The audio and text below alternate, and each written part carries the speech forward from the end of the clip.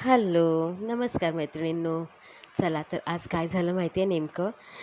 मी सकाळी 8 वाजता निघाली होती कामाला जायला आणि मला वाटलं की मी येईल लवकर, तर मला काही यायला जमलंच नाही. म्हणजे एकापाठोपाठ एक ना अशी कामं ना माझी वाढत गेली होती आणि त्याच्यामुळे ना मला घरी यायला 12:30 वाजले.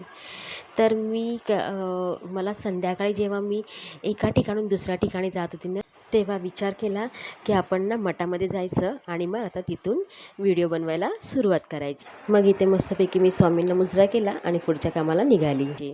हा छोटासाच क्लिप मी बनवलेला आहे आणि हा माझा रोजचा रस्ता आहे की मी जाता येता जिकडे मी कामाला जाते ना ऑर्डरसाठी, तिकडे जाता येता हा मठ आहे ना स्वामींचा, तो मला लागतो.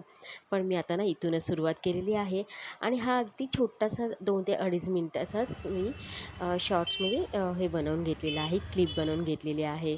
तर इथे बघा, परत मी ज्या ठिकाणावरून गेली होती त्याच ठिकाणी परत येण्यासाठी ना इतका ट्रॅफिक लागला होता ना, मी बोलले की बापरे, म्हणजे 15 मिनटाचा रस्ता ना अगदी मला ना अर्धा तास लागला. मला रिक्षामध्ये बसून मी हे सगळं शूट केलेलं आहे. त्याच्यानंतर ना मी त्या ठिकाणी पोचलेली आहे 9 वाजता आणि अजून मला 2 ते 2.5 तासाचं काम बाकी होतं. तर इथे ना मी जेव्हा मी इकडनं निघाली होती तेव्हा इतकी लाईटिंग झालेली नव्हती.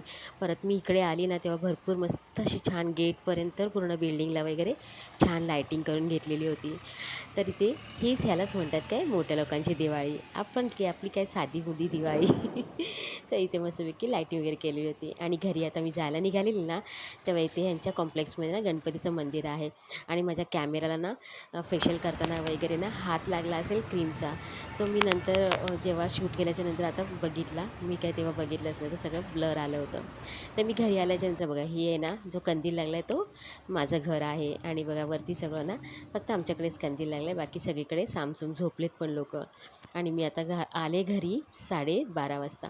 इतका हेलपाटा, म्हणजे 12 वाजले ना की आमच्या छोट्या गेटला ना लॉक लावून घेतात आणि मोठा गेट फक्त गाड्या जायचं आहे ना तो चालू ठेवलेला असं, तिकडनं मला एवढं फिरून यावं लागलं.